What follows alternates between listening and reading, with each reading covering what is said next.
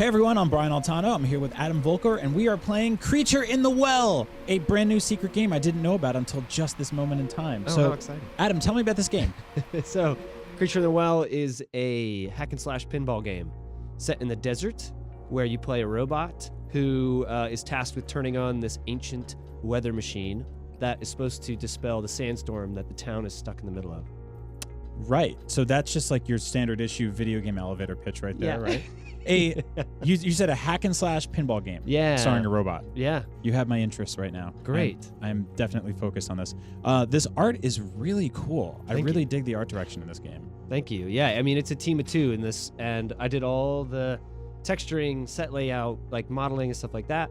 And it's really kind of come out of our love for comic books. Mhm. So we're trying to make it look as close to like a Mike Mignola Hellboy style as we can. Oh, nice. But also, because the team is so small, we built something that like was built to scale. You know, something we could like do effectively. We're in the middle of a dungeon. You know, we're in the middle of a desert and a mountain, and so there's a lot of deep darkness that like adds to the spooky mysteriousness of the game. And so like going to blacks in the darkness was like part of the theme and part of the art style. Yeah, no, it's got a really awesome effect to the game, just the way all the colors and contrast pops. And I was not really sold on the pinball idea because I didn't see it when you were describing it, and now it's kind of everywhere. Yeah. So how did that mechanic come together? Yeah, so we wanted to make a game that was a lot like, you know, the games that we love to play, but we didn't want something that was super violent. Mm-hmm. And so we figured, you know, what can we do that like allows the player to still have all of the cool parts of dungeoning and like combat, but without like killing stuff. And we found that like what was really fun of the prototyping we were doing was being able to like control a ball, like do trick shots with it, like bounce it off different bumpers, things that knock it back at you, and like build puzzles around that. Whoa. And so, yeah, some hazards in the game.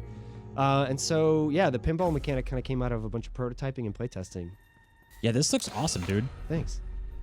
So what were some of the sort of ideas that influenced that? Because, I mean, we've seen, like, pinball hybrid video games before. Sure.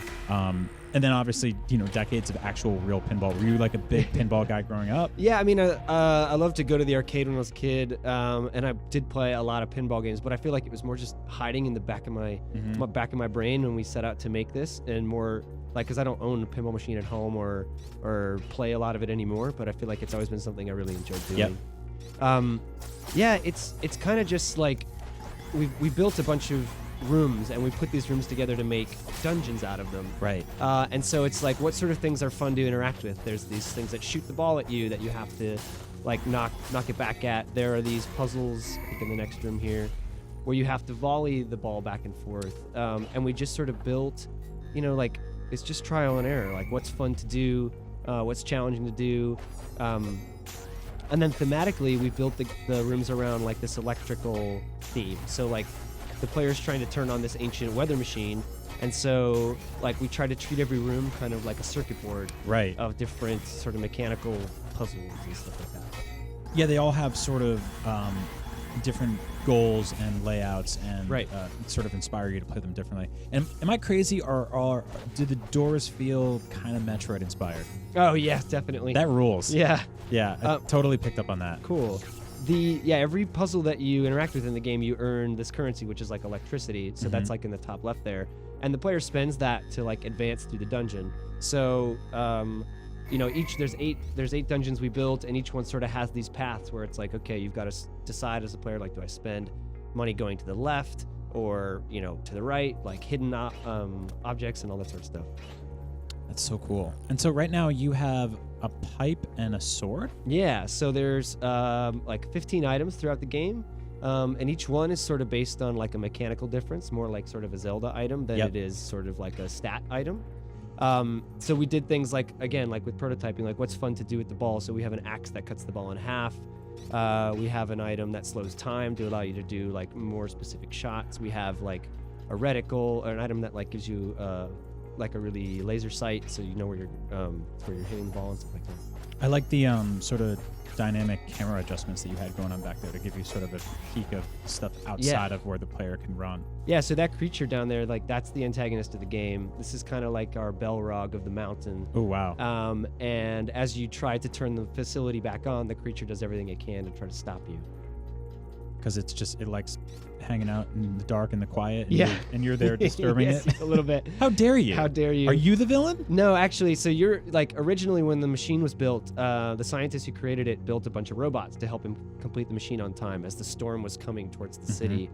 But of course, they dug too quickly and they unearthed this creature, and this creature stopped them before they could finish.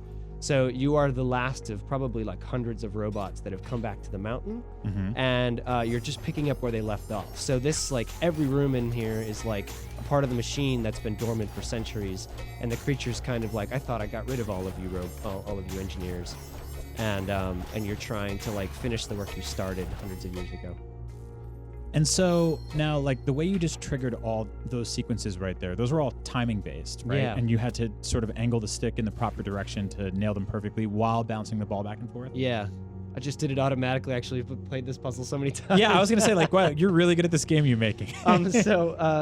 This particular bit is like where we'll hide secrets in the game. So we build trials around like particular challenges, and those challenges are designed to like test the player's skill. And then we reward you with like items or something. So like this gives you the dual blades. Oh, whoa.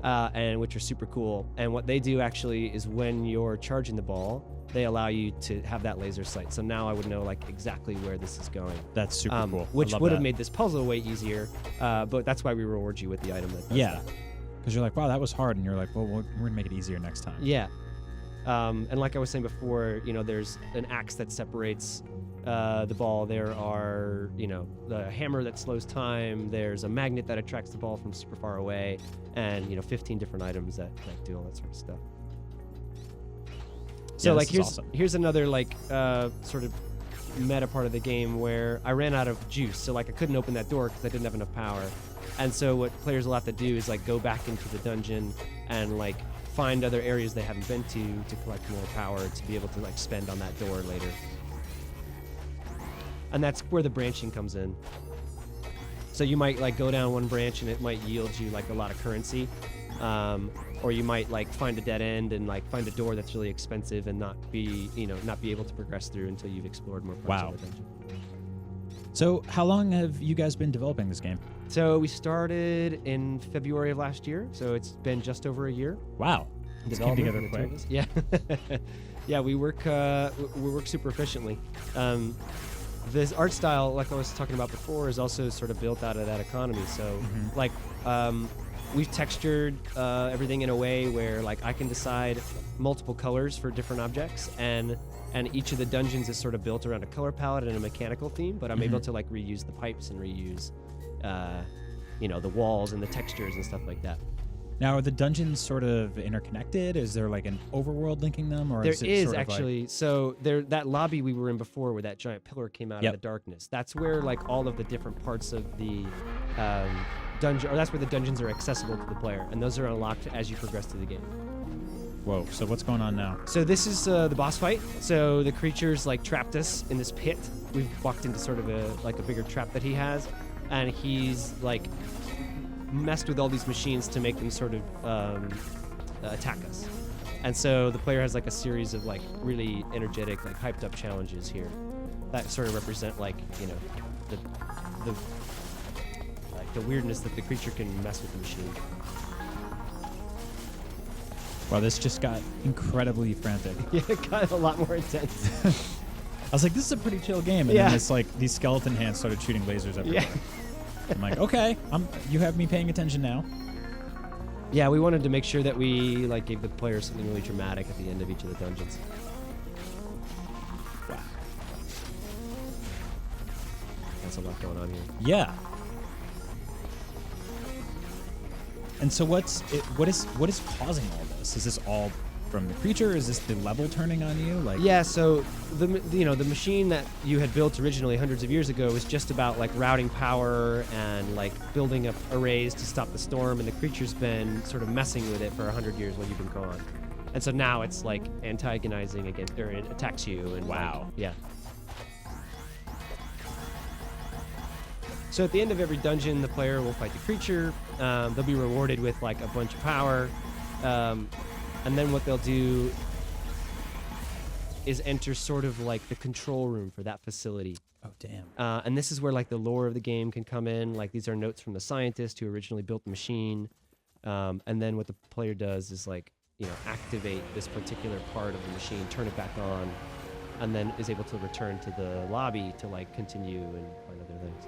Cool. That is Creature in the Well. Adam, thank you so much. Thank you, when can people play this game?